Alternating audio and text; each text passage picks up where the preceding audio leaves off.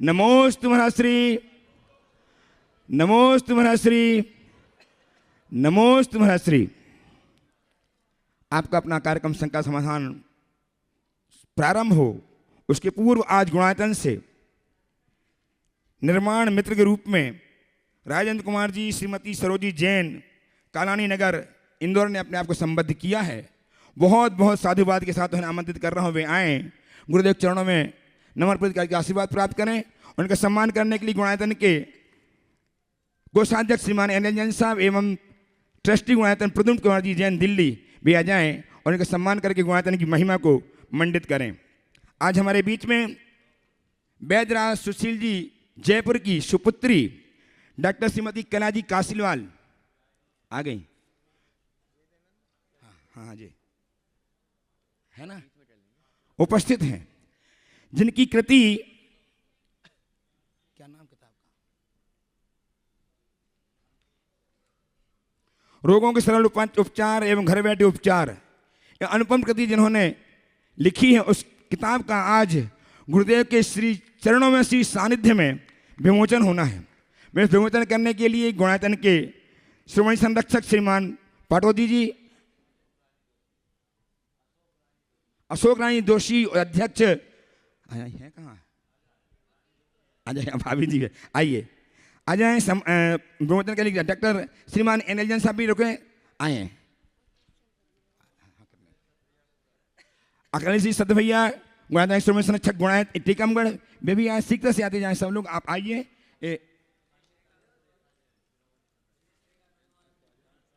दिनेश सगज गंगावार मुंबई, आइए।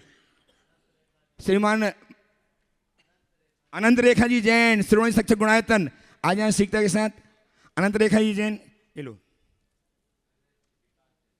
विकास जी आइए, आते जाइए, आप आइए। बहन जी आप आए। कला जी, श्रीमती कला जी काशीवाल, आ जाओ। पुस्तक का नाम बता दिया, घर बैठे उपचार एवं रोगों के सरल उपचार, ये पुस्तक अनुपम कृति इन्होंने आज लिख करके गुरुदेव चरणों में लेके आई हैं। आज पुस्तक का विमोचन हमारे गणमान्यों के माध्यम से हो रहा है। जोरदार ताली बजा दीजिए। आपकी कला ध्वनि के माध्यम से इनका सम्मान किया जाना चाहिए। उनके सम्मान के लिए गुणायतन के पाटो दीजिए। इनकी लेखनी हमेशा चलती रहती है और व्रतियों के प्रति बहुत समर्पित भाव रहता है, गुरुवर के प्रति बहुत बहुत समर्पित भाव। चलिए उनका चलिए करतल ध्वनि संबोधन करें। रोनों के कला जी कासलीवाल का घर बैठे उपचार, इनका सम्मान करेंगे। धन प्रवाह समिति सम्मान भी कर, हाँ सम्मान कर जाए। सम्मान करने के लिए श्रीमती चंद्रकला जी पाटनी जी आ जाए यहाँ से, कला जी कासलीवाल का सम्मान करने के लिए। और दोषी भाभी हैं ही, सम्मान करेंगी। और आपकी करतल ध्वनि सम्मान में निरंतर बजती ही रहनी चाहिए। ये ऐसे अनुपम क्षण है जबकि हम अपने स्वास्थ्य को प्राप्त करने में एक पुस्तक हमारी कारण बनेगी।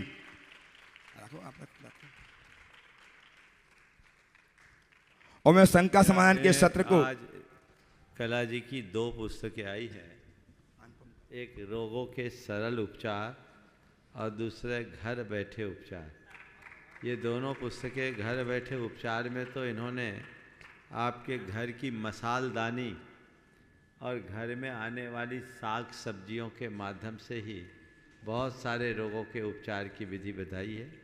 और रोगों के सरल उपचार भी, ये दोनों पुस्तकें अमेजोन में उपलब्ध है। बहुत अच्छी पठनी, मननी और संग्रहणीय पुस्तकें हैं। सभी को इसका उपयोग करना चाहिए। छोटी छोटी बातों में दवाइयाँ खाने से शरीर की स्थिति और बिगड़ती है। हमें चाहिए कि इस तरह की घर में जानकारियाँ रखें और छोटे मोटे रोगों की चिकित्सा अपने खान पान के माध्यम से ही कर लें, जो हमारे लिए ज़्यादा सेहतमंद बने।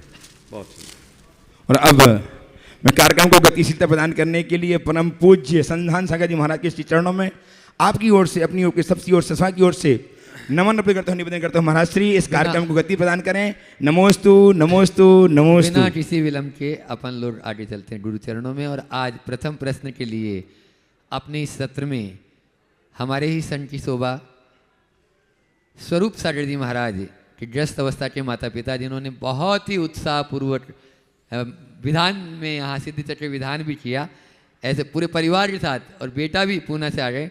हरीश चंद जी जैन, विमला जी जैन, विनीत जी जैन, पुणे सागर जो गुणायतन के ट्रस्टी भी हैं, आ जाएं और वे अपना प्रश्न करें गुरु चरणों में। आप लोग एक बार जोरदार जोरदार जोरदार तालियों के साथ उनका स्वागत अभिनंदन कर दें बंधुओं, जिस घर से एक वृत्ति निकलें। और उसके बाद में तैयार रहेंगे सतना से अपने बीच में समकित जैन और बब्बल भैया, और शुभम जी जैन, राजवीन जैन तैयार रहेंगे सतना, दोनों ही शिरोमणि संरक्षक है। नमस्ते महाराज। नमस्ते महाराज जी, क्षमा महाराज जी। महाराज जी, मेरा प्रश्न यह है कि विशुद्धि क्या है, उसे बढ़ाने के लिए क्या उपाय करें? देखिए, विशुद्धि क्या है, बहुत अच्छा सवाल। प्राय प्रयुक्त होता है संक्लेश और विशुद्धि। तो मैं अगर इसे दूसरे शब्दों में कहूँ, उज्ज्वलता किसे बोलेंगे? बोलो। उज्ज्वलता। हाँ, मलिनता के अभाव को उज्ज्वलता। तो विशुद्धि किसे कहेंगे? संक्लेश के अभाव को। और एकदम चालू शब्दों में कहें, मन का अहोभाव विशुद्धि है और मन का अहम भाव क्लेश। विकार संक्लेश है और निर्मलता का नाम विशुद्धि। नमस्ते महाराज जी। अगला श्री समकित जी जैन, बब्बल भैया, और साथ में ही शुभम जी जैन सतना, शिरोमणि संरक्षक। हाँ सर बोलो। और इनका एक बता दें, इस बार पूज्य महाराज श्री जी चरणों महाराज जी माता पिता ना आके, और वो बोलते हैं कि इस बार हम यंग जनरेशन यंग यूथ को भेजेंगे। और ये देखो आप, इन लोगों ने 2 दिन में यहाँ बहुत ही लाभ लिया पूज्य महाराज श्री जी का। नमस्ते इन युवाओं के लिए एक बार जोरदार ताली बजा दीजिए, जो शिरोमणि संरक्षक और गुणायतन से संबंध है, गुरु से संबंधित है। इसके बाद में डॉक्टर सुबोध जी जैन अपने बीच में तैयार हैं अपनी टीम के साथ। नमस्ते महाराज श्री। मेरा प्रश्न है, पहले परिवार संयुक्त रहते थे तो सबका डिपार्टमेंट बटा हुआ रहता था कि फाइनेंस कौन संभाल रहा है और रिलेशन कौन संभाल रहा है, फॉरेन अफेयर्स कौन संभाल रहा है। कहने का मतलब एक व्यक्ति के जीवन में परिवार, व्यापार और उसके बाद बचता है धर्म कार्य, तो ये 3 स्तंभ होते हैं। तो आज का युवा जो एक अकेले कंधे में रहता है, वन मैन आर्मी रहता है, कि किसी भी वक्त एक हवा का झोंका है तो मालूम नहीं कहाँ संतुलन बिगड़ जाए। तो ऐसा क्या जीवन में घटित करना चाहिए कि हम ये तीनों स्तंभ या इसके अलावा और कोई स्तंभ आपकी जो नज़र में मुझसे चूक गया हो तो वो बताएं, कि जिसमें हम स्तंभ सारे नींव मजबूत करते जाएं। देखिए, पहले हम लोगों के रगों में प्रेम, परस्परता, सहजीवन, बंधुत्व जैसे जीवन मूल्य हमारे रगों में बहते थे, हमारे संस्कार में थे। तो कार्य बांटा नहीं जाता था, लोग खुद ही अपने अपने काम को तत्परता से संभाल लेते थे, क्योंकि तब हमारी आस्था ही अलग थी। अब ये सब परंपरागत मूल्य छिन्न भिन्न हो गए और हमारा संपूर्ण जीवन आत्म केंद्रित होने लगा, व्यक्तिन्मुखी हम हो गए। तो इस बदलाव के परिणाम स्वरूप सब चीज़ें बदल गई। अब तो परिवार ही सीमित रह गया, कुटुंब और बाकी चीज़ें तो खत्म हो गई। अब ऐसे समय में क्या करें? व्यापार, परिवार, धर्म कार्य, पर एक चीज़ और जोड़ दो, सोशल रिस्पॉन्सिबिलिटी, सामाजिक दायित्व। 4 स्तंभ हो गए। इन चारों का निर्वाह करते हुए जीवन को कैसे आगे बढ़ाएं? आज भी लोग बढ़ा रहे, जो अकेले रह रहे वो भी बढ़ा रहे। इसके लिए क्या करना है? हमें अपनी प्राथमिकताओं को सुनिश्चित करना है। जीवन को आगे बढ़ाने के लिए व्यापार जरूरी है, पर व्यापार आप किसके लिए करते हो? परिवार के लिए महाराज। तो व्यापार करो इस बात को ध्यान में रखते हुए कि हम परिवार के लिए व्यापार कर रहे हैं, तो व्यापार करते हुए परिवार का ध्यान रहे और व्यापार की समयावधि सुनिश्चित होनी चाहिए। व्यापार जब सर्वोच्च प्राथमिकता पा जाता है तो परिवार, समाज, धर्म ये सब चीज़ें छूटने लगती। तो व्यक्ति को व्यापार को एक सीमा तक करनी चाहिए और ये समझना चाहिए कि जीवन के लिए व्यापार है, व्यापार के लिए जीवन नहीं। 8 घंटे 10 घंटे व्यापार को दे देना पर्याप्त है, उससे ज़्यादा नहीं। पर मैं देखता हूँ आजकल के जितने भी प्रोफेशनल्स हैं उनकी हालत मजदूरों से भी गई बीती। एक मजदूर को यदि कोई फेस्टिवल एंजॉय करना होता है तो अच्छे से करता है, अगर कोई शादी ब्याह में जाना होता है तो फुल एंजॉय करता है। ठीक है, एक दिन नहीं कमाएंगे, लेकिन तुम सेठ लोगों को सोचना पड़ता। महाराज जी दुखती रख पकड़ ली है। ये हकीकत है। ऐसा क्यों कि तुमने अपने आप को वैसा बना रखा है। दृष्टिकोण बदले तो चीज़ें परिवर्तित हो सकती। तो एक तो इस पर ध्यान दिया जाए, प्राथमिकता कि मुझे अपने व्यापार के लिए कितना समय देना। व्यापार के साथ परिवार के लिए जो समय है वो परिवार को देना चाहिए, पर ज़्यादातर समय तो व्यापार में चला जाता है। अब परिवार के पास आते भी हैं तो सोशल मीडिया खा जाता है। घरवाली बाजू में बैठी है फिर भी उसको पता नहीं, और फिर घरवाली भी अपने में मगन है, घरवाला भी अपने में मगन है, सबके रील स्क्रॉल हो रहे हैं। ये सिस्टम गड़बड़ा रही कि नहीं? नहीं। एक व्यक्ति मुझसे जुड़े हुए, एक मल्टीनेशनल कंपनी में वाइस प्रेसिडेंट, वो कहते हैं महाराज जी हमने अपने घर में जूते उतारने की जगह पर ही मोबाइल रखने की जगह रख दी। घर घुसते हैं मोबाइल वहीं रख देते हैं, मोबाइल रख दिया और कॉल हमारा डाइवर्ट रहता है, बेसिक फ़ोन पे आता है। मोबाइल का काम ही नहीं है, जूते की तरह मोबाइल उतारो ताकि हम लोग अपनत्व के साथ जी सके, प्रेम के साथ रह सके। वाह, कितना अच्छा उदाहरण है। क्या आप कर सकते हैं ऐसा? अगर शुरू कर दो, कॉल डाइवर्ट कर दो, बेसिक फ़ोन करो। तुम्हें ज़रूरत होगी तो तुम उठ के फ़ोन कर लेना, किसी की ज़्यादा ज़रूरत होगी तो बार बार कॉल आएगा।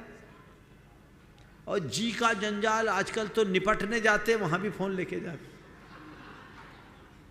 पागलपन नहीं है तो क्या है? बोलो, सोच को बदलने की ज़रूरत है ना। मुझे बहुत अच्छा लगा उसका प्रस्ताव, ये शुरू कर देना चाहिए, वहाँ हटा दो। तो ये प्रायोरिटी परिवार की भी होनी चाहिए। फिर ये सोचना चाहिए कि मेरे जीवन के निर्माण में समाज का एक बड़ा योगदान है कि नहीं है? हाँ बिल्कुल।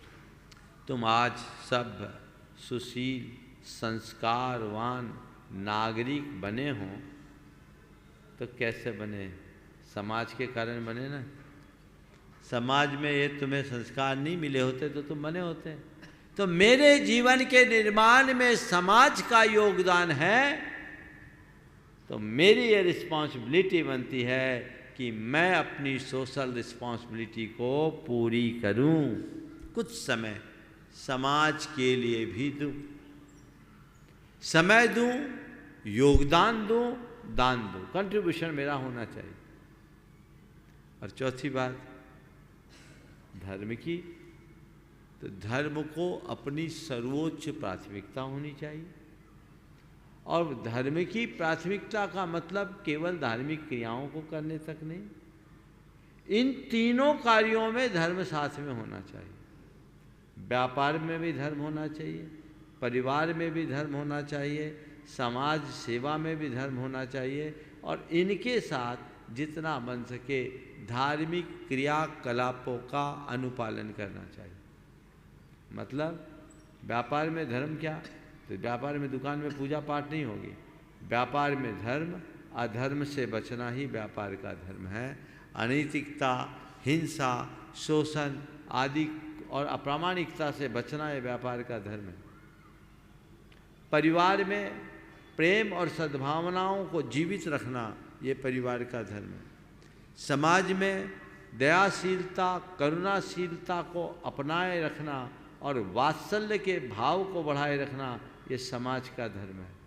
ये 3 जगह धर्म कर लो, कदाचित मंदिर नहीं भी आओगे तो भी तुम्हारा धर्म तुम्हारे साथ सुरक्षित रहेगा, तुम्हें कोई चिंता करने की जरूरत नहीं है। और इन 3वें धर्म को पाले बिना तुम घंटों मंदिर में भी बैठे रहोगे, तुम्हारा उद्धार नहीं होगा। तो व्यवहारिक धर्म को आत्मसात करने की जरूरत है। जब तक धर्म हमारे विचार और व्यवहार में प्रतिष्ठापित नहीं होता, धर्म का वांछित परिणाम नहीं मिल सकता। 8 प्रश्न शुभम भैया भी, महाराज जी। और उसके बाद में डॉक्टर सुबोध जी जैन ट्रस्टी बुनाईतन तैयार हैं। महाराज जी, संपूर्ण जैन समाज सतना की ओर से 3 बार नमोस्तु नमोस्तु नमोस्तु। आशा है कि आपके पावन चरण जल्दी हमारी धरा को अनुग्रहित करेंगे। मेरा प्रश्न यह है कि हम लोग जैन फिलॉसफी के अपरिग्रह के सिद्धांत से काफ़ी इंस्पायर्ड है और उसको अपनाना भी चाहते हैं, लेकिन व्यवहारिक जीवन में भौतिकवाद में मोस्टली उसको भूल जाते हैं और कभी देखा देखी में, कभी कंपटीशन में, कभी शॉपिंग में, तो कैसे उसको मतलब अपने जीवन में मतलब एक पार्ट बना लें उसका। बहुत सुंदर। देखिए, अपरिग्रह के संदर्भ में हमें थोड़ा व्यापकता से समझने की जरूरत है। एक बार एक युवक ने एक सवाल किया कि महाराज जी, मैं जैन धर्म के सभी सिद्धांतों से बहुत प्रभावित हूँ, लेकिन अपरिग्रह के आदर्श को देखकर थोड़ा सा मन में कुछ संकोच होता है कि अगर हम लोग अपरिग्रह के आदर्श को अपना लेंगे तो हमारी ग्रोथ कैसे होगी, हम बहुत सीमित हो जाएं, और जब हमारे पास पैसा ही नहीं होगा तो हम करेंगे कैसे। और उसने हमको ही एक प्रकार का उपालंभ दिया कि महाराज जी, आप हम लोगों को अपरिग्रह का पाठ पढ़ाओ और हम लोग पैसा अपने पास नहीं रखें तो इतने बड़े बड़े प्रोजेक्ट समाज में आते, उनको पूरा कैसे करें। ठीक है, तुम्हारा सवाल का उत्तर इस उत्तर में मिल जाएगा। मैंने उससे कहा कि भाई, किसने कहा कि तुम परिग्रह मत रखो। जैन धर्म में अपरिग्रह के संदर्भ में 2 दृष्टियां, एक पूर्ण अपरिग्रह और दूसरा सीमित परिग्रह। क्या कहा? पूर्ण अपरिग्रह और दूसरा सीमित अपरिग्रह। पूर्ण अपरिग्रह हम लोगों ने अपना रखा है, हमें कुछ नहीं चाहिए। सीमित परिग्रह तुम्हारे लिए। अब सीमा क्या? अपनी आवश्यकताओं के अनुरूप जितना जरूरत है उतना रखो, जरूरत के लिए रखो और जरूरतमंदों के लिए रखो। ऐसा नहीं कहा कि तुम हम साधु की तरह फकीर बन जाओ। जैन जगत में बड़े बड़े राजा महाराजा चक्रवर्ती हुए कि नहीं हुए, जिनका 6 खंड इस धरती पर एक छत्राधिपत्य साम्राज्य रहा, हुए। उनको उनके अंदर अपरिग्रह के प्रति आस्था थी कि नहीं? बहुत सारे चक्रवर्ती तो अनुव्रती भी हुए, उनके मन में आस्था थी कि नहीं? बोलो। सारे नगर सेठ जैनी होते थे, उनके अंदर अपरिग्रह की आस्था थी कि नहीं? महाराज, आप लोग कहते हो कि जितना जरूरत उतना रखो, तो इतना सब रखने की जरूरत क्या है? ध्यान रखो, एक है परिग्रह, एक है संग्रह। परिग्रह केवल जोड़ने का नाम, संग्रह भी सामान्य रूप से जोड़ने का नाम है। लेकिन संग्रह का उद्देश्य यदि सही हो जाए तो वो अपरिग्रह बन जाता है। एक संग्रह के लिए संग्रह, यानी जोड़ने के लिए जोड़ना, और दूसरा अनुग्रह के लिए संग्रह। संग्रह के लिए संग्रह करना हमारे जीवन को बर्बाद कर देता है, और अनुग्रह के लिए जब हम संग्रह करते हैं तो हमारे जीवन का उद्धार कर देता है। उदाहरण देता हूँ, बहुत अच्छा सवाल है इसलिए थोड़ी विस्तृत चर्चा होनी चाहिए। नदी में बांध बनाया जाता है, किस लिए बनाया जाता है? पानी को रोकने के लिए। बोलो। पानी को रोककर उसे सही जगह वक्त पर पहुंचाने के लिए बांध बना लिया, पानी रोक लिया। अगर बांध न बनाए तो पानी वेस्ट हो जाएगा। हमने बांध बनाकर पानी को रोका, लेकिन पानी रोकने के लिए, पानी को रोके रखने के लिए बांध नहीं बनाया। बांध बनाने के साथ उसमें गेट भी बनाए और उनके साथ नहरों को भी जोड़ा, और उसके माध्यम से पानी को वहाँ डाइवर्ट कर दिया जहाँ उसकी ज़रूरत है। तो धन को जोड़ना एक प्रकार के बांध का निर्माण करना है, और बांध बनाकर दान धर्म आदि के माध्यम से जनता का अनुग्रह करना है।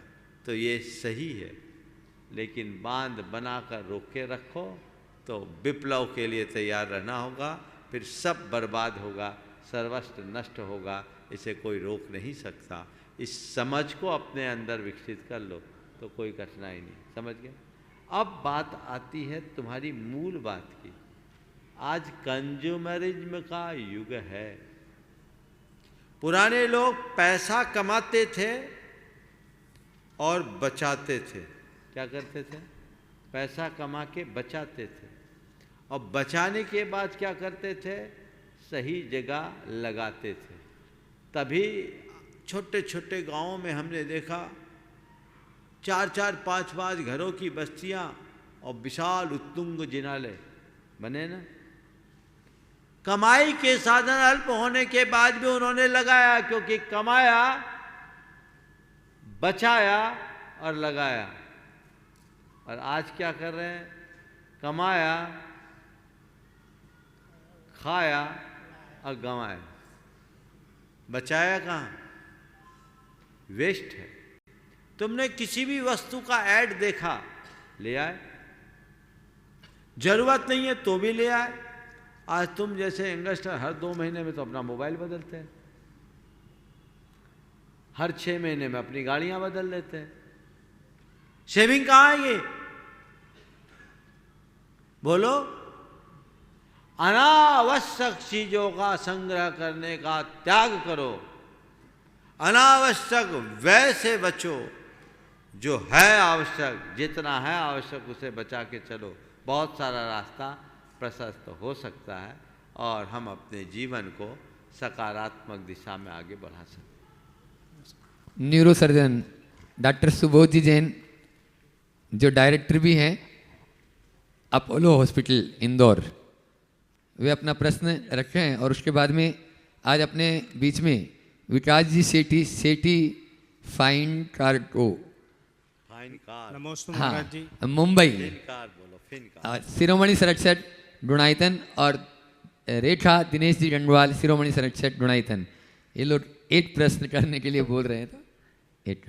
नमस्ते महाराज जी। नमस्ते महाराज जी, मेरा प्रश्न है, हम कुछ लोगों को क्यों माफ़ नहीं कर पाते, जबकि हम जानते हैं कि उनके बारे में हम सोचकर हम स्वयं को ही नुकसान पहुंचाएंगे। हम कुछ लोगों को माफ़ क्यों नहीं कर पाते, जबकि हम जानते हैं कि उनके बारे में सोचकर हम स्वयं को ही नुकसान कर पाएंगे। देखिए, हमारे अंदर का ईगो है ना, हमको रोकता है। अगर हमने अपने अंदर की ईगो को हटा दिया, उस पर नियंत्रण पा लिया, तो हम माफ़ करने में और माफ़ी मांगने में एक पल का भी विलंब नहीं कर सकते। मन को सरल बनाना जरूरी है। किसी किसी व्यक्ति विशेष के प्रति उत्पन्न होने वाला पूर्वाग्रह भी हमें ऐसे रोक देता है, इसलिए इनके प्रति हमें ध्यान रखना है।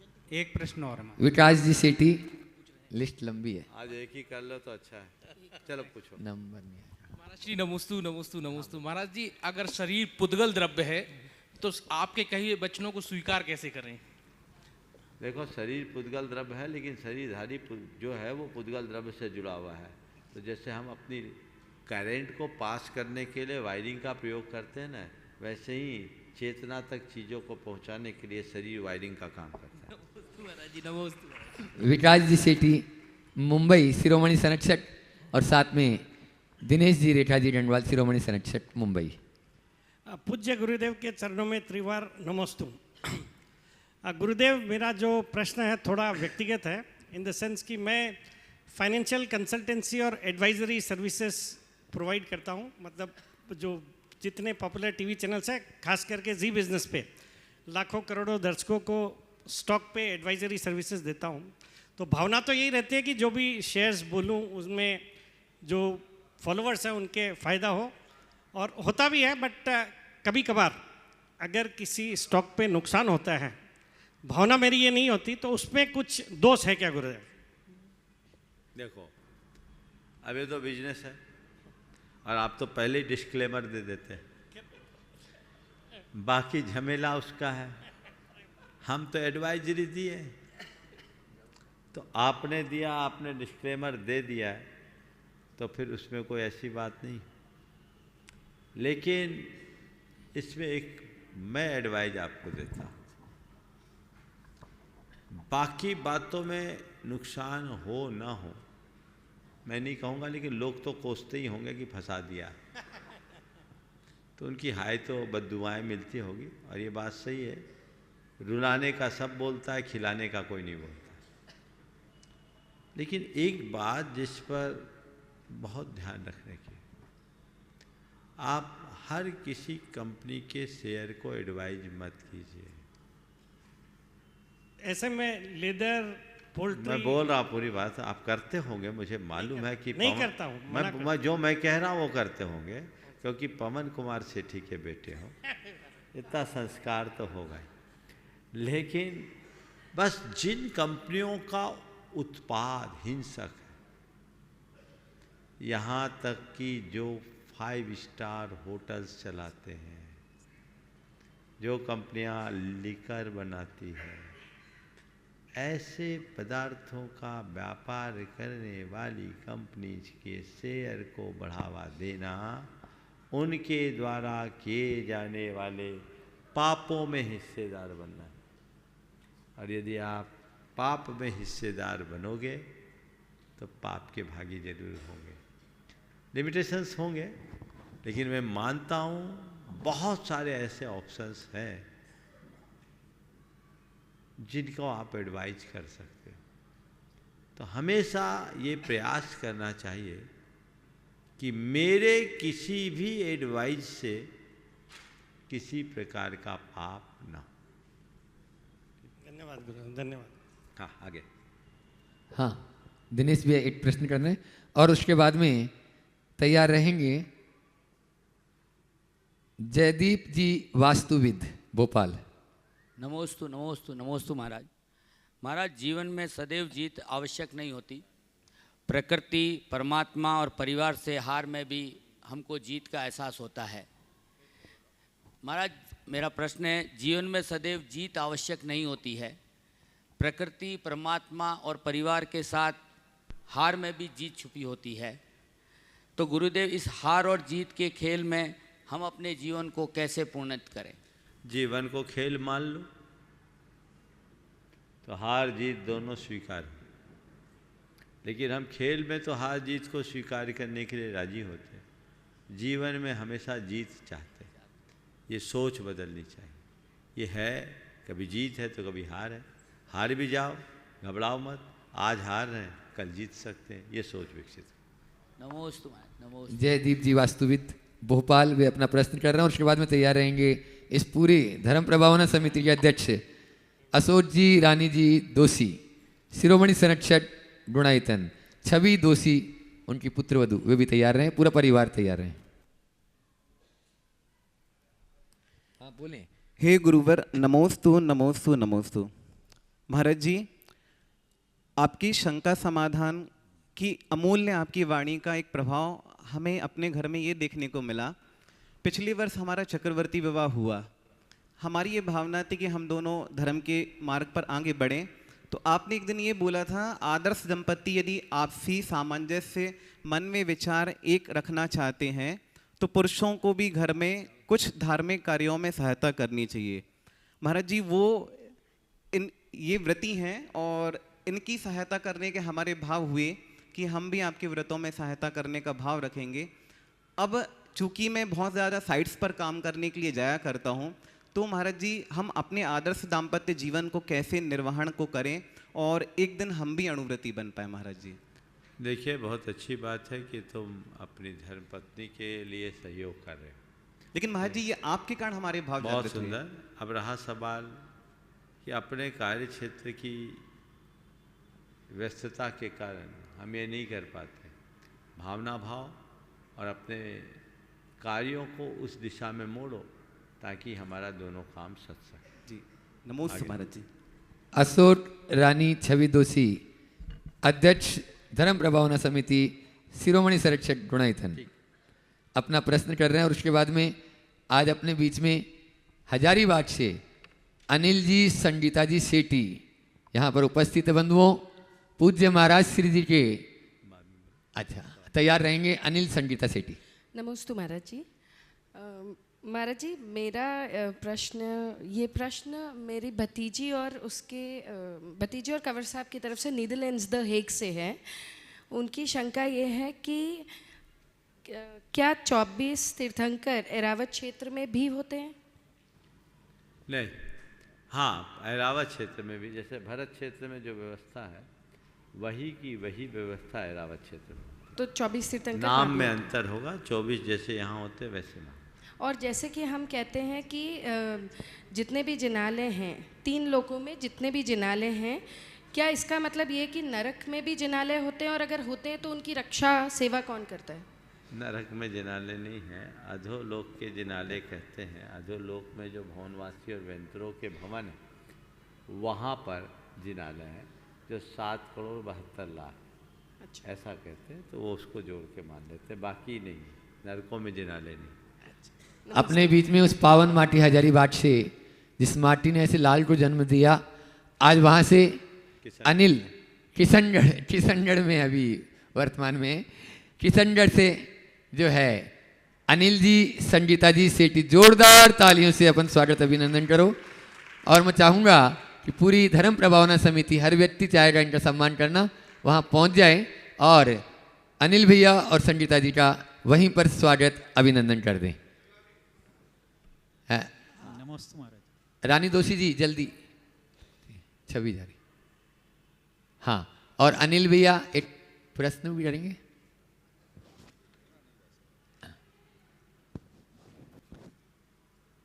एक बार फिर से ताली बजा दीजिए। बंधुओं, जहाँ से ऐसा रत्न हमको मिला है जो आज पूरे संसार को आलोकित कर रहा है, बोलो अनिल भैया अपना प्रश्न गुरु चरणों में रखें और उसके बाद में तैयार रहेंगे खाते गांव से आयुषी मोनू कासलीवाल। महाराज जी, धन कमाने के 2 तरीके होते हैं। एक तो खूब धनार्जन, खूब कमाई करना, दूसरी अपनी ज़रूरतों को कम करना। तो दोनों में श्रेष्ठ कौन है और उसका कैसे पालन करें? खूब धनार्जन करना और ज़रूरतों को पूर्ति करना, दोनों अपने अपनी दृष्टि से सही। यदि उदारता है तो धनार्जन करो, और यदि निर्वृत्ति में जीना है तो केवल अपनी ज़रूरतों की पूर्ति करो। यदि तुम्हारे मन में ज़रूरतों की पूर्ति से ही संतोष है तो तुम्हें कोई विकल्प करने की ज़रूरत नहीं। पर ज़रूरतों की पूर्ति मात्र से संतोष नहीं है, तो एक व्रत ले लो ज़रूरतमंदों की पूर्ति करने का, और जी भर करके कमाओ और जी भर करके लगा दो, कोई बुराई नहीं। लेकिन इन दोनों का उल्लंघन कर दो तो सिवाय बुराई के कुछ भी नहीं। नमस्ते महाराज। वीर सागर जी महाराज जिन सिद्ध क्षेत्र नेमावन में विराजमान, वहाँ पर चक्रवर्ती विवाह करके ये दंपति यहाँ गुरु चरणों में आज उपस्थित हुए हैं। जोरदार ताली बजा दीजिए। अभी सिद्ध क्षेत्र और अतिशय क्षेत्र 7 दिन में इनको सब करने हैं और गुरु दर्शन भी करने हैं। ऐसी ही भावना के साथ में वो अपना प्रश्न गुरु चरणों में रख रहे हैं। और उसके बाद में श्री नीरज जी पूजा जी जैन दिल्ली गुणायतन ट्रस्टी तैयार रहे हैं। नमोस्तु महाराज जी, नमोस्तु महाराज जी, नमोस्तु महाराज जी। अभी हमारा निमावर में चक्रवर्ती विवाह हुआ है और अब 7 दिन की तीर्थ यात्रा के बाद हम घर गृहस्थ जीवन में प्रवेश करने वाले। तो महाराज जी हम हमारे गृहस्थ जीवन और धर्म को कैसे हमारे लाइफ में बैलेंस रखें, कृपया मार्गदर्शन दीजिए। देखो, पहले मैंने इस विषय में अनेक बार विस्तार से बात किया है। बिल्कुल आप अपना जो व्रत है उसको निर्बाध पाले। आशीर्वाद। नमोस्तु महाराज जी। नीरज जी पूजा जी जैन ट्रस्टी गुणायतन दिल्ली। और उसके बाद में तैयार रहेंगे कलाजी काशलीवाल। संकल्प की शक्ति का बोध कराने वाले मेरे गुरु के चरणों में कोटि कोटि वंदन, अभिनंदन। महाराज श्री आज प्रसंग थोड़ा बड़ा है। महाराज श्री जैसे गौतम गंधर्व को भगवान महावीर से राग हुआ था, आपको भी गुरुदेव से राग हुआ था, ऐसे ही भगवान मुझे भी आपसे राग हो गया है। ये राग वैराग में कब बदलेगा मैं नहीं जानता, लेकिन भगवान इस राग का मुझे जब पता लगा, जब 27 जुलाई को मैं समायक में था और समायक में स्मरण हो पाया मुझे कि मेरे गुरुदेव ने कठोर अभिग्रह धारण कर लिया है और वो उबली सब्जी बिना नमक के खा रहे हैं और मेरी आंखों से आंसू बहने लगे। और मेरे मन में यह आया कि मैं गुरुदेव को रोकूंगा, और अगर मैं गुरुदेव को रोकूंगा, उनसे कहूँगा कि पहले ही वो संतुलित आहार करते हैं, अगर वो नहीं मानेंगे तो मैं भी वही भोजन करूँगा जो मेरे गुरुदेव करते हैं। महाराज साहब मैं भी उस समय अपने आप को कमज़ोर महसूस कर रहा था, लेकिन महाराज साहब मेरा सवाल यह है कि जब साधु कठोर अभिग्रह के कारण कमजोरी महसूस करते हैं तो श्रावक भी अपने अंदर कमजोरी महसूस करते हैं, ये क्यों होता है? और महाराज साहब ये प्रैक्टिकल आपका क्या सफल रहा? आपने कहा था कि प्रैक्टिकल जब करना जब मैं उसका आदेश दूँ। देखो, साधुओं का काम तो है साधना करना और भांति भांति के प्रयोग हम लोग करते रहते हैं।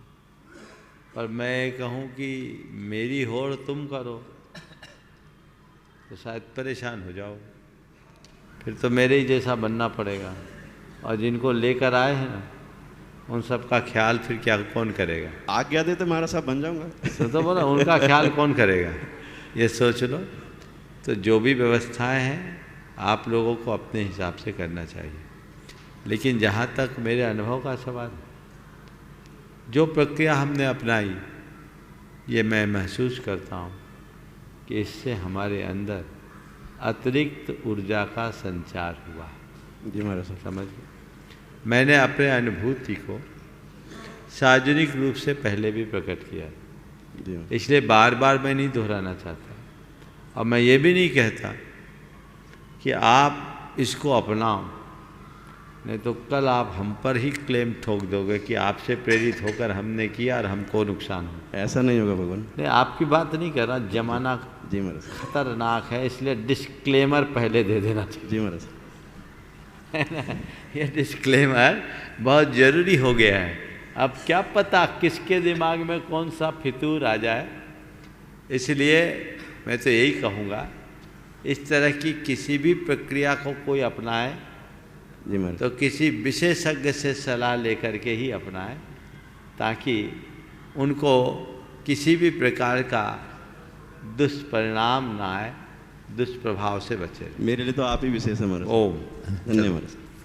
अपने बीच में आज सुशील जी वैद्य जी, जिन्होंने आरोग्य विहार की स्थापना की और उस आरोग्य भारती और उस आरोग्य भारती से आज डॉक्टर कलाजी काशलीवाल अपने पूरी टीम के साथ में यहाँ उपस्थित है, जिनकी अभी 2 पुस्तकों का भी यहाँ विमोचन भी बहुत ही अच्छे से हुआ। वे अपना एक प्रश्न गुरु चरणों में रखना चाह रही हैं और उसके बाद में तैयार रहेंगे NL जैन साहब गुणायतन। त्रैवार गुरुदेव को नमोस्तु नमोस्तु नमोस्तु। गुरुदेव मेरा ये प्रश्न है कि आज आधुनिक समय में क्या हम इतने आधुनिक हो गए कि हमारे सामाजिक जो कार्य हम करते हैं और उसमें उसके बाद स्वल्पाहार रखते हैं या अल्प भोजन रखते हैं, तो उसमें अष्टांगिका जैसे पर्व के अंदर भी शादी विवाह में सब में क्या लहसुन प्याज बनाना बहुत ज़रूरी है? कि जो लोग लहसुन प्याज नहीं खाते वो लोग वहाँ जाके काउंटर से वापस चले जाते हैं कि हमको इस जगह खाना नहीं खाना। मैं तो लोगों से एक सलाह देना चाहूँगा कि आज 5 सितारा होटलों में भी जैन फूड अलग से मिलता है। एयर सर्विसेज में भी जैन फूड की व्यवस्था है। और हमने सुना है रेलवे में भी कुछ सुविधाएं आ गई। सब जगह जब ये सुविधाएं हैं तो हमें इस बात को तो प्राथमिकता के साथ सुनिश्चित करना चाहिए और अपने वैवाहिक कार्यक्रमों में विशुद्ध जैन भोजन देना चाहिए ताकि हम जैनत्व की छाप छोड़ सकें। इन सब चीज़ों का अनुकरण करने की ज़रूरत नहीं, पर आजकल देखा देखी में, अंधानुकरण में लोग इन सब तरह की चीज़ों का प्रयोग करने लगे हैं और ये हमारी पहचान को खंडित कर रहे हैं। इससे हमारी परंपरा छिन्न भिन्न हो रही है। इसके प्रति बेहद जागरूकता की ज़रूरत है और जब तक हम ऐसी जागरूकता प्रकट नहीं करेंगे इनसे बचेंगे। गुरुदेव, कभी कभी बहुत शर्म आती है कि अपने जैन धर्म में कहीं नहीं बनता है और अजैनियों के हम जब पता है कि जैन वहाँ आएंगे तो वो लोग अपने भोजन में बिल्कुल भी लहसुन प्याज जमकर नहीं बनाते हैं। तब बड़ा हास्यास्पद होता है जब जैनों के यहाँ जैनियों की कोई एक्स्ट्रा व्यवस्था नहीं होती। बहुत सुंदर। चलिए। डॉक्टर प्रद्युम्न जी जैन गुणायतन वे अपना प्रश्न कर रहे हैं और उसके बाद में तैयार रहेंगी चंद्रकला जी पाटनी रांची। नमस्ते महाराज श्री, जिस प्रकार से हमारे को संसारिक कार्यों के लिए हमें शिक्षण की आवश्यकता होती है, गुरु की, आध्यात्मिक गुरु की भी हमें उतनी ही आवश्यकता है।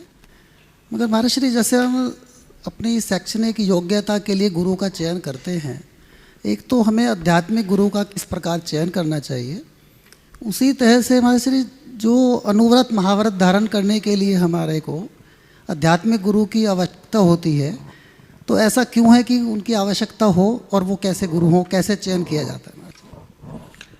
देखो, गुरु का चयन करना बहुत सरल भी है और बहुत कठिन भी। गुरु को खोजोगे और गुरु को चुनोगे तो शायद पूरी जिंदगी खोदो, गुरु को नहीं पा पाओगे। और शिष्य बन जाओगे तो जब चाहो गुरु को उपलब्ध कर लो। समझ लो, तो गुरु को खोजने वाला जिंदगी भर खोजते ही रह जाता है, पर अपने भीतर शिष्यत्व को उद्घाटित करने वाला सब कुछ पा जाता है। इसलिए जिनके चरणों में जाने के बाद तुम्हारे हृदय में शिष्यत्व का भाव प्रकट हो जाए, समझ लेना मुझ पर गुरु तत्व की कृपा प्रकट हो गई है, उसे गुरु के रूप में स्वीकार लेना। जिनेंद्र वर्णी गुरुदेव के चरणों में आए। जिनेंद्र वर्णी का नाम आपने सुना होगा। जैन जगत के बड़े मूर्धन्य मनीषी रहे जिन्होंने जैनेन्द्र सिद्धांत कोश 4 खंडों में लिखा। वे गुरुदेव के चरणों में मुक्तागिरी में 1980 में आए। उससे पहले खजुराहो और सागर की वाचनाओं में वे गुरुदेव के निकट आ चुके थे और 80 की वाचना के बाद 1980 में जब मुक्तागिरी में चातुर्मास हुआ, वो गुरुदेव के चरणों में आए और उन्होंने कहा कि गुरुदेव, मैंने अपने जीवन में बहुत कुछ किया, लेकिन मेरे जीवन में एक बड़ी कमी रह गई और उस कमी के आगे मुझे ऐसा लगता है कि मैंने जो कुछ भी किया सब अधूरा। गुरुदेव, मेरी एक ही कमी थी कि मैंने सब कुछ पाया, गुरु को नहीं पा पाया। अश्रुपूरित नेत्रों से उन्होंने ये बात कही, मैंने सब कुछ पाया, गुरु को नहीं पाया। और इसमें भी कमी बाहर नहीं थी, कमी मेरी थी, क्योंकि मैं शिष्य नहीं बन पाया। गुरुदेव आज आपके चरणों में शिष्य आया है, शरण देकर उसे अनुग्रहित करें। फिर वो गुरु चरणों में समर्पित हुए। गुरुदेव से उनने साधना ली और 1983 में ईसरी में उनकी उत्तम संलेखना हुई। तो अंदर शिष्य भाव जगना चाहिए। और फिर एक बार जिससे हमने नाता जोड़ दिया, फिर इधर उधर झांकना नहीं चाहिए। स्थूल रूप से चूंकि हम गुरु को अपना एक आध्यात्मिक मार्गदर्शक के रूप में स्वीकार करते हैं, तो जिनके अंदर आध्यात्मिकता दिखे उनके शरणागत हो जाए और जीवन का पथ प्रशस्त करें। नमोस्तु महाराज। चंद्रकला जी पाटनी रांची, और उसके बाद में ब्रह्मचारिणी अनीता दीदी तैयार रहेंगी, साधना और साथ में ब्रह्मचारिणी साधना दीदी भी। मेरी तरफ से जगत के सब्जियों की तरफ से मुनिराजों के चरणों में इनके साथ में सटकुन दीदी भी सटकुन दीदी भी। और छुल्लक जी महाराज के चरणों में इच्छा में। महाराज श्री ऐसे रिद्धिधारी मुनिराज होते हैं कि वो कहते हैं कि मर जाओ तो मर जाए और जी जाओ तो जी जाए। लेकिन एक तरफ कहा जाता है कि आयु कर्म है तो जिनेंद्र भगवान भी कुछ नहीं कर सकते, और अगर आयु कर्म खत्म हो गई तो भी जिनेंद्र भगवान कुछ नहीं कर सकते। तो फिर ये दोनों बात क्यों? बहुत अच्छा सवाल।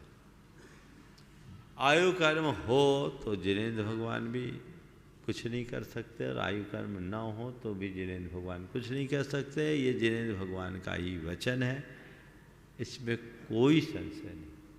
और आपने जो कहा वो भी संभव है, ये भी भगवान का ही वचन है, इसमें भी कोई संशय नहीं। परस्पर विरोधाभास कैसे? विरोधाभास नहीं। वहाँ मर जा तो कब मरेगा? जब आयु का क्षय होगा तब। और जीते रहो तब कब तक जिएगा? जब तक आयु का सद्भाव होगा तब। तो आयु के क्षय से ही मरेगा, आयु के सद्भाव में ही जिएगा, ये तो अकाट्य नियम है। अब आयु कर्म का क्षय समय पर भी हो सकता है, असमय में भी हो सकता है। कोई किसी की गर्दन पर तलवार चला दे, गर्दन कटकर अलग हो जाए तो मरेगा कि नहीं मरेगा? बोलो। मरेगा। कब मरेगा? जब उसकी आयु का क्षय होगा। अब ये आयु का क्षय असमय में हुआ तो जैसे शस्त्र का आघात अकाल मरण का कारण बनता है, वैसे ही वचनों का आघात भी अकाल मरण का कारण बन जाएगा। पर ऐसा कब होगा? जब उस जीव की वैसी होनहार होगी, जैसी होनहार होती है वैसा निमित्त जुटता है, और जैसा निमित्त जुटता है वैसा परिणाम होता है। ऐसे कोई मुनिराज ऐसा किसी को नहीं बोलते मर जा, लेकिन यदि कहेंगे भी तो तब जब उसकी वैसी होनहार होगी। मेरे वचनों के आघात से सामने वाले का अच्छा होना है तभी वो मेरे पास है। वचनों के प्रताप से सामने वाले का अच्छा होना है तभी वो मेरे संपर्क में आएगा, और किसी के वचनों के प्रताप से किसी का बुरा होना है तभी वो उसके संपर्क में आएगा। ये निमित्त नैमित्तिक संबंध है। कथन में आता है कि उसके कहने से ऐसा हो गया, उसके कहने से ऐसा हो गया, ये सब व्यवहार की बातें। यथार्थ में न कोई करता है न कोई कर्म है। समझ गए? ये सब वस्तु का स्वाभाविक परिणमन है। उसके बोलने से वो मर गया, ये व्यवहार है। उसके कहने से वो बच गया, ये व्यवहार है। वो केवल निमित्त बना है, जो होना था वही हुआ, ये सच है। ब्रह्मचारिणी अनीता दीदी और ब्रह्मचारिणी साधना दीदी।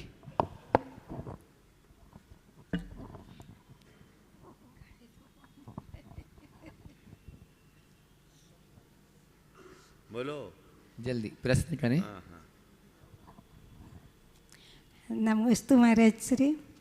महाराज श्री, समभावों से सब कष्टों को कैसे सहन करूं? देखो, जितने भी कष्ट आए ना, उसको कष्ट मानने की जगह समझो कि ये मेरे कर्म क्षय का निमित्त बनकर आए। सुनो, बता रहा हूँ, कोई किसी के घर में वर्षों से काबिज हो, भले वो किराएदार था, कब्जा जमा है, अब उसको खाली कराओ तो ऐसे सामान्य रूप से वो खाली करके नहीं जाता। खाली करते करते वो घर के सारे फर्नीचरों को उखाड़ पखाड़ करके जाता है ना, छेड़छाड़ करके जाएगा, वो उसका स्वभाव है। लेकिन मकान मालिक उन सब चीज़ों को दिमाग में नहीं लेता, वो सोचता अच्छा हुआ पिंड छूटा। तो जन्मों से जड़ जमाए हुए, कब्जा जमाए हुए कर्म जब जाने को होते हैं ना, तो वो ऐसे नहीं जाते, थोड़ी उखाड़ पछाड़ करके जाते हैं, जो कष्ट के रूप में प्रकट होता है। तो जब ऐसा होने लगे तो सोचो अच्छा है, पिंड छूटा, कर्म कटा, जाने दो, अंदर क्षमता बढ़ाओ। एक दूसरा, भावना योग करो और ये सोचो ये पीड़ा शरीर में है, मुझ में नहीं। न में व्याधि कुतो व्यथा, याद किया है कि नहीं? तो उसको कब अपनाओगे? भेद विज्ञान का स्मरण और चिंतन हमारी सहनशीलता को बढ़ावा देता है। और ये बात बिल्कुल अनुभव सत्य है कि अपने कष्ट को तो स्वयं को ही भोगना पड़ता है।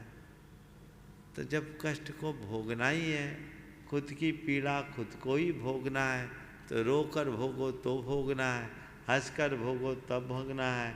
दोनों स्थितियों में जब भोगना ही है तो क्यों न सहज स्वीकार करके भोग लो। ठीक है, उपाय क्या है? इतना सा संतोष मन में आ जाए और थोड़ी सी समझ जग जाए तो सारी आकुलता और व्यथा दूर हो जाए। बोलो। रत्नत्रयधारी त्रय मुनिराजों के चरणों में बारंबार चलो नमोस्तु नमोस्तु नमोस्तु। शिलागी जी महाराज जी के चरणों। रुके। हाँ। बंधुओं, आगामी 2 तारीख से 7 तारीख तक यहाँ पंच खिलाने का कार्यक्रम है और वो कल करेंगे। हाँ बोलिए, सवाल करिए। क्या हो गया, हम बाद में बताएंगे। हाँ महाराज जी, ऐसा कहते हैं कि जहाँ पर हक होता है वहाँ कोई शक नहीं होती, और जहाँ शक होती है वहाँ कोई हक मतलब अधिकार, वहाँ कोई, जहाँ शक होती वहाँ हक नहीं होता, और जहाँ हक होता वहाँ शक नहीं होती। मुझे शक भी है और हक भी है आपके।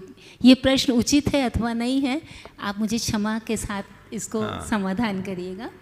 मुझे हक भी है और शक भी है। देखिए, आपका सवाल बहुत अच्छा है, आज उसका उत्तर देने का हक मुझे नहीं है, कल के लिए है, इसको लंबित रखता हूँ क्योंकि समय छूटने वाला। एक सूचना, विगत 14 अक्टूबर से भावना योग का एक उपक्रम शुरू हुआ था, 17 अक्टूबर से 14 अक्टूबर से, और बहुत सारे लोग नियमित भावना योग कर रहे, सभी लोगों ने टेस्ट कराया था।